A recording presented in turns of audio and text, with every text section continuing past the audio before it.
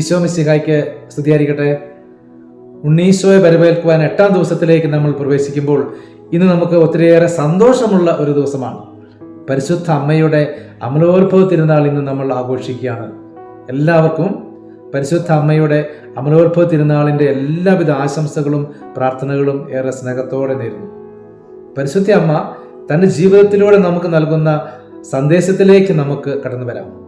അമ്മയുടെ ജീവിതം നമ്മെ പഠിപ്പിക്കുന്നത് ജീവിതത്തിൻ്റെ കനൽ വഴികളിലൂടെ നീ കടന്നുപോയാലും വിശ്വാസം കൈവിടാതെ നിന്റെ ജീവിതത്തെ സർവശക്തനായ ദൈവത്തിൻ്റെ കരങ്ങളിൽ പൂർണ്ണമായി സമർപ്പിച്ചുകൊണ്ട് ഇതാ കർത്താവിന് ദാസൻ എന്ന് ഏറ്റുപറയുമ്പോൾ ദൈവപുത്രൻ ലോകരക്ഷകൻ നിനക്ക് സ്വന്തമാകും.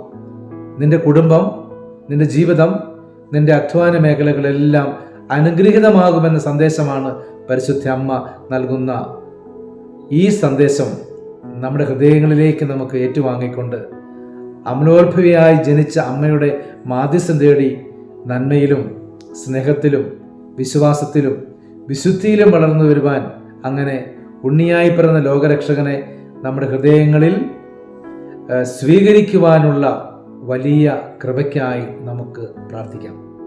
അതിനായി നമുക്ക് ആത്മാർത്ഥമായി പരിശ്രമിക്കാം.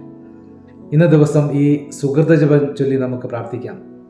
പരിശുദ്ധ അമ്മേ മാതാവേ, നിർമ്മലരായി ജീവിക്കുവാൻ ഉണ്ണീശോയുമായി ഞങ്ങളുടെ ജീവിതങ്ങളിലേക്ക് കടന്നു വരണമേ.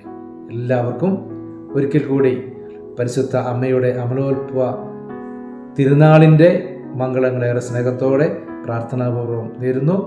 എവർക്കും ദൈവാനുകൃതമായ നല്ല ഒരു ദിവസം ആശംസിക്കുകയും ചെയ്യുന്നു.